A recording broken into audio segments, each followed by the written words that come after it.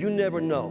The little small things you do every day, things you don't think twice about, things that are insignificant to you, those things can mean the world to somebody else.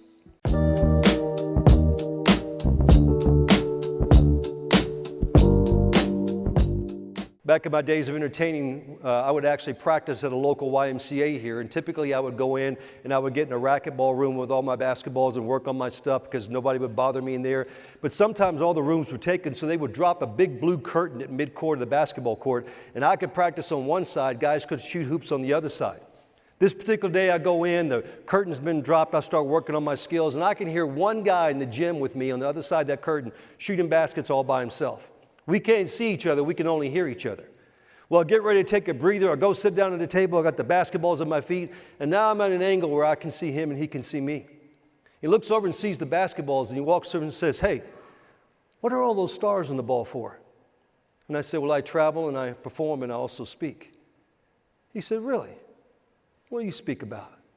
I said, "Well, I encourage people to find purpose in their life and to make a difference for other people." He said, "Wow, man, I could use some of that right now." I said, "Why is that?" He said, "My name is Tony Ramirez. I was a combat medic in Iraq. I saw a lot of bad things over there, things I probably shouldn't have ever seen." He said, "People thought I was a medic. I was a soldier too. I carried a pack and a gun." He said, "I went door to door on patrol. I didn't know what was behind the door." He said, "I got friends who didn't make it home." And he said, "I've actually seen guys with no legs want to get up and fight, and we had to hold them down so I could work on them. It was very, very hard to watch." I said, "Tony, tell me the truth. Do you have PTSD?" He said, "Yeah, I've been diagnosed with that. But let me tell you what makes it worse." I said, "Wait a minute, what could possibly make that worse?" He said, "I'll tell you." He said, "Even though the military was tough on me and I was in combat and I saw bad things and I didn't even want to be there, at least then I had a purpose in my life. I was Sergeant Tony Ramirez. I was the guy they came to with their problems. I could save your life out there." He said, "I was a competitive boxer. I was a kickboxer. I was somebody. Now I'm back here in San Antonio, Texas, Military City, USA. And they've labeled me disabled. They give me a check. They give me some drugs. They give me a counselor. And they basically tell me good luck." He goes, "Man, I'm nobody anymore. And I'm struggling with that." I didn't know what to say to him. I said, "Tony, I wish there was something." I said, "Wait a minute. I just wrote a book called The Game-Winning Three that talks about purpose. Now, I don't have it in print. It's at the printer, but I do have the file on my computer. And if you give me your email address, I'll just send you the whole file. You can read it from your computer. Maybe it will help you." He said, "Man, I'd really like that." So I sent Tony my book. I didn't know Tony was going to do this. Tony printed out every page of that book. Now, a lot of times people write a book, it's a pretty cover, it's got black and white in the middle. I've always done things a little bit different. My book kind of looks like a Dr. Seuss book for adults. It's got design and color. He printed out every page, every color page of that book. He would text me pictures. "Hey, Dave, I'm at the Spurs game with my kids, but I got your book with me. I'm at my kids' athletic events, but I got your book with me." Everywhere he was going, he was texting me pictures. "Hey, I got your book. I got your book." 2 weeks later, I got a text from Tony. He said, "Can you meet me at Panera Bread? Because I got something for you." Now, I don't mean this disrespectful. I'm not military. I'm not a doctor. I don't know a lot about PTSD. What I do know is this. I got a soldier who's been in combat in Iraq. He's seen some terrible things. He's got PTSD. He just read my book, and now he's telling me, "I got something for you." I was a little nervous, if you know what I mean. So I did the brave thing. I said, "Can I bring my wife?" He goes, "Yeah, bring your wife." So we show up to Panera Bread. I walk past the front window. I can see Tony in the restaurant all by himself at a table. When I walked in, you'd have thought a general walked in. He stood up so fast, he actually knocked his chair over. He rushed over to me. I said, "Hey, Tony, how's it going?" He said, "Man, I'm doing great." I said, "Let's get some coffee. We'll talk about what's on your mind." He said, "Dave, we can do that, but let me do this, or I may not be able to do it." And he reached in his pocket, and he pulled out this coin, and he handed it to me. Now, I got to admit, I didn't know what it was. I was a little ignorant. And he knew I played golf, and my response was, "Tony, this is really nice, but, man, I can't use it as a ball marker. The other players will get mad. It's too big." He said, "No, Dave, that's what's known as a command coin. I said, what does that mean? He said, well, in the military, if we do acts of bravery or great service, this is how they reward us, but give it back to me. I want to give it to you the way the colonel gave it to me, because typically a colonel or a general gives it to us. And he took the coin back. He put it in the palm of his hand.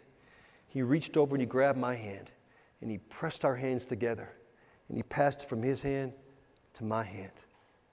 He said, that's the way the colonel gave it to me, and that's the way I want to give it to you.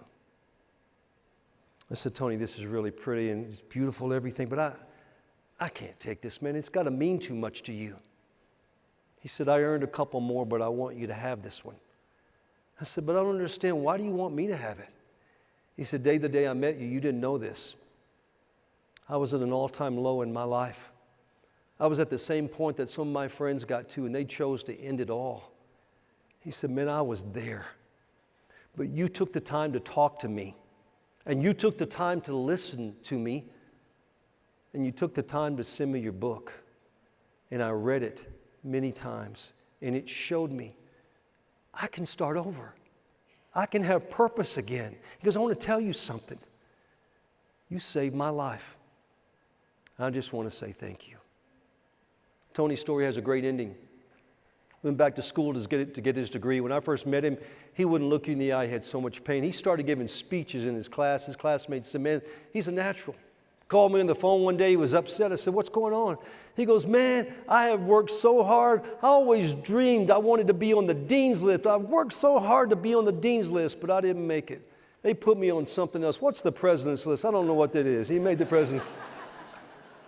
And 6 months later, I got a text from Tony.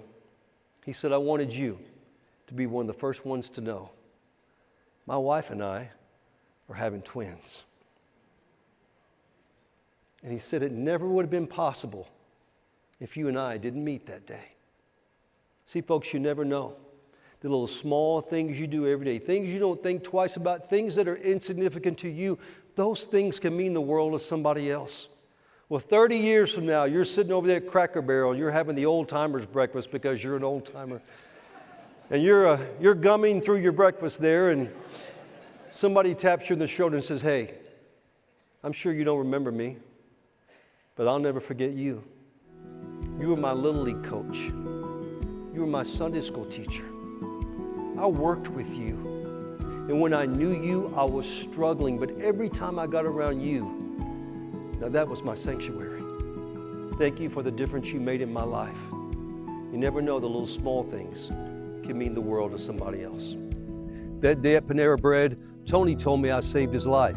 But the truth is, that day changed mine. It reminded me that the smallest thing, a kind word, a smile, a moment of attention, can be the turning point in someone else's story. We use the word hero a lot, and maybe that's as it should be, because heroes don't always wear uniforms or stand on stages.